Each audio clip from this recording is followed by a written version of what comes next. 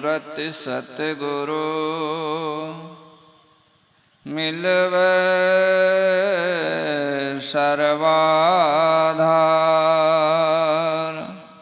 मंगलमय मंगल करण विनवा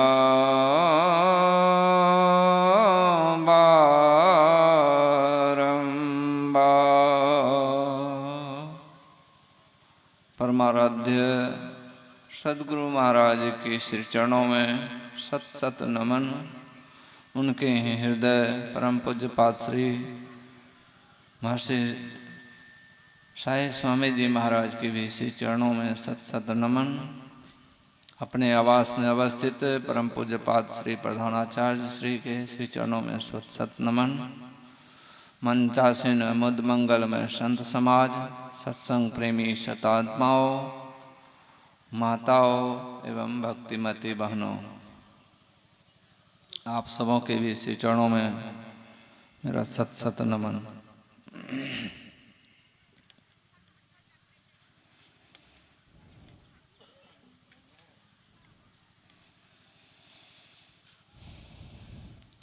ईश्वर को जान बंदे, मालिक तेरा वही है।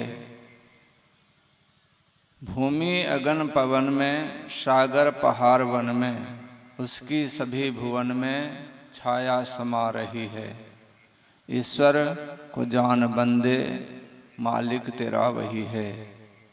जिसने तुझे बनाया, सब खेल है रचाया, तू क्यों उसे भुलाया, उम्र बिता रही है। ईश्वर को जान बंदे, मालिक तेरा वही है। अर्थात इस सृष्टि को जिसने बनाया, उसमें हम आपको भी जिसने बनाया, उसी परमात्मा को हम आप लोग भूल गए। क्यों भूल गए? कि माया की नगरी में भूल भरम हर बार। यह माया की नगरी है, तिमिर समाना भूल भरम हर बार। अज्ञानता के घेरे में पड़कर हम उस परमात्मा को भूल जाते हैं जिसने हमें हवा, पानी, अग्नि, जमीन, यहाँ तक कि सारी सुख सुविधाएं सब कुछ फ्री में दी। रहने के लिए, खाने के लिए सारी चीजों की व्यवस्था की, उसी को भुला गए। यह भूलना, हम लोग जब तक ये भूले रहेंगे, सुख से विलग रहेंगे, सुख नहीं पा पाएंगे। एक व्यक्ति था,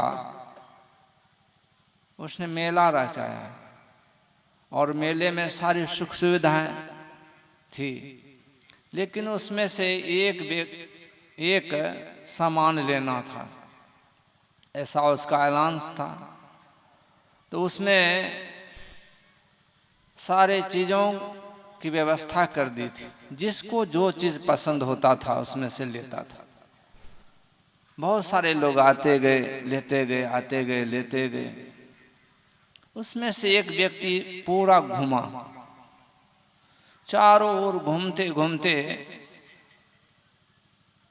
उसने कुछ लिया नहीं। किसी ने पूछा कि तुम कुछ लिया नहीं? कहा मैं वही विचार कर रहा हूं कि किसको लूं, किसको नहीं लूं। इसी बीच उसने देखा जिसने मेला रचाया था, सारी सुविधाएं की सामग्री उसमें रखी गई थी, उसी के पास जाने लगा। वहां बहुत सारे पहरेदार थे, रोक दिया। तो कहा कि मुझे जाने दिया जाए। तो उधर से इशारा हुआ कि आने दीजिए। वह आया और जहां वो बैठा था उसी के पास गया, उसके चरण को पकड़ा। कहा तुम कुछ नहीं लिया? कहा मैंने ले लिया। कहा क्या लिया? मैं आपको लिया। तो कहा तो हमको लेकर क्या करोगे? कहा आपने ही तो इस सारे सामग्री की व्यवस्था की है, सारे मेलाओं में जो चीज सामान है उसकी व्यवस्था की, तो वो तो सब आपका है। तो आप लोग भी समझ गए होंगे कि जो मेला रचाने वाला है, मेला की सामग्री है, उनके अधीन है, और उसी को ले लेंगे तो सब सामग्री हो गई, उसका मेला भी उसी का है। इस तरह परमात्मा को नहीं लेकर के हम लोग लेते हैं संसार के चीजों को। बेटा को लेते हैं, बेटी मांगते हैं, धन दौलत मांगते हैं, यही सब मांगते हैं। ईश्वर परमात्मा को कोई नहीं मांगता। अगर ईश्वर परमात्मा को मांग ले, ईश्वर परमात्मा की ओर बढ़ने लगे, तो सारी चीजें उनके अधीन हो जाएगी। वह ईश्वर है कैसा?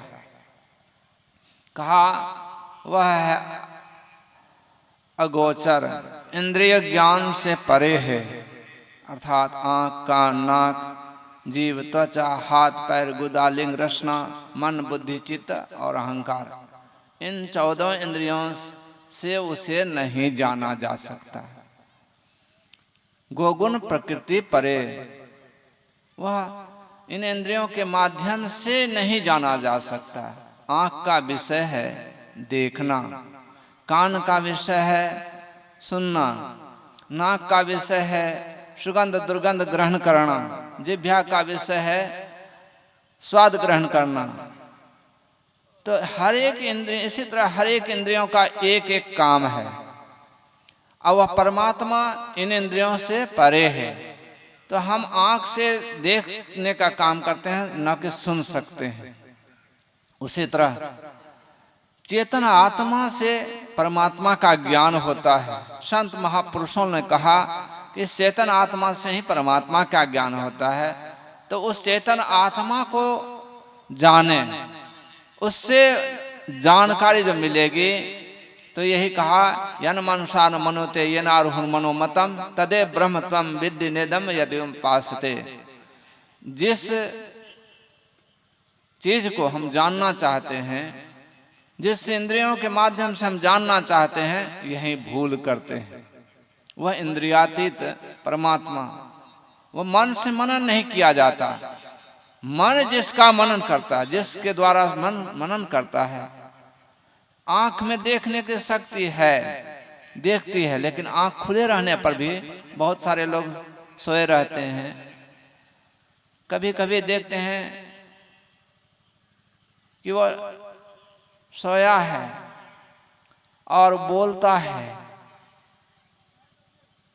सपनाता है। तो उस समय वह स्वप्न देख रहा है कि हम डूब रहे हैं। तो उसके जो कोई तत्वज्ञानी हो, डूबने का उसको भय से निकाल सकते हैं? नहीं निकाल सकते। अगर उसके बगल में नाव रख दिया जाए, नहीं बच सकता वो डूबने के भय से। बच तभी सकता है वो जब जग जाएगा। उसी तरह हम संसार में सारे सुखों को खोजते हैं, यहाँ सुख है नहीं। वस्तु कहीं है, ढूंढते कहीं है, कैसे मिलेगा? वह एक राबिया थी, संत राबिया, वह खोजती थी सुई। जहाँ बहुत संध्या का समय था, रोशनी जल रही थी पोल के पास, उसी जगह खोज रही थी। तो उससे किसी ने कहा, क्या खोजती हो राबिया? कहा सुई खोजती हूँ। तो वो ले भी खोजने लगे, नहीं मिला। किसी ने पूछा कि राबिया ये बताओ, सुई तुम्हारी कहाँ गिरी थी? कहा घर में। तो यहाँ खोजती हूँ। कहा बाबू यहाँ रोशनी है, इसलिए मैं यहाँ खोजती हूँ।